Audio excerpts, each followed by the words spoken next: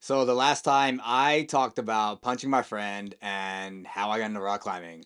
This is part two of how I got into rock climbing or my journey into rock climbing. I mentioned in my last video living in San Francisco, and that was where I was born, but my family moved to North Texas when I was 9. This is around 1992.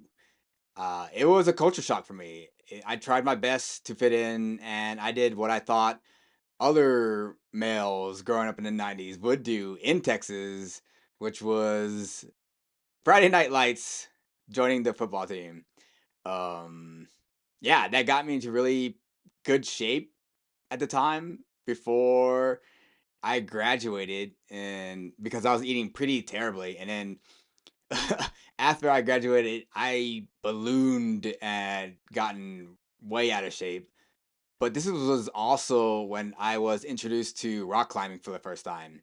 I just remember going to the gym and this climbing gym feeling super intimidated, feeling way out of place, and seeing ripped jack dudes with their shirts off did not help. I wish someone was there to tell me to stick with the sport because this is what I end up loving to do, right? This is my lifestyle now. And if I would have kept at it back then, I would have been way stronger now. That's the crazy part. But that brings me to what I've been doing for the past around 4 years.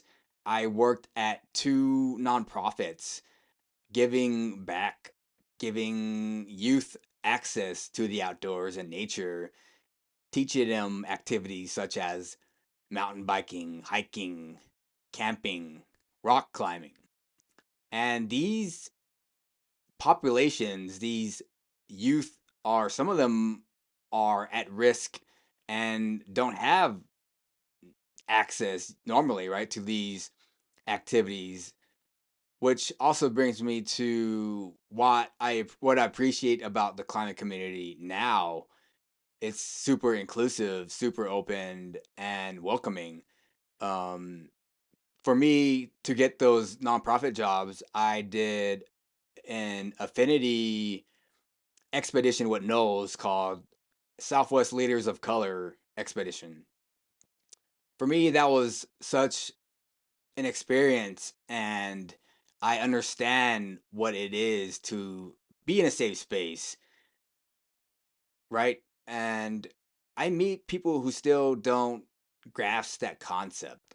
And it just kind of saddens me because, again, just like giving these kids who don't have access to these spaces, making them feel more comfortable in the world, enjoying nature and these activities is something hard, but also it's something I did and continue wanting to do.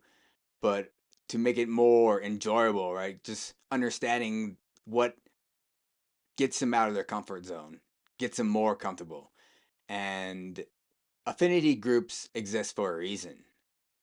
Um, yeah, I think comment below what you think affinity groups mean to you and what you appreciate about them, or what you don't appreciate about them and what you don't like about them. Uh, if you like this video, thumbs it up. If you didn't like it, thumbs down. Comment, whatever. Subscribe. See you next time.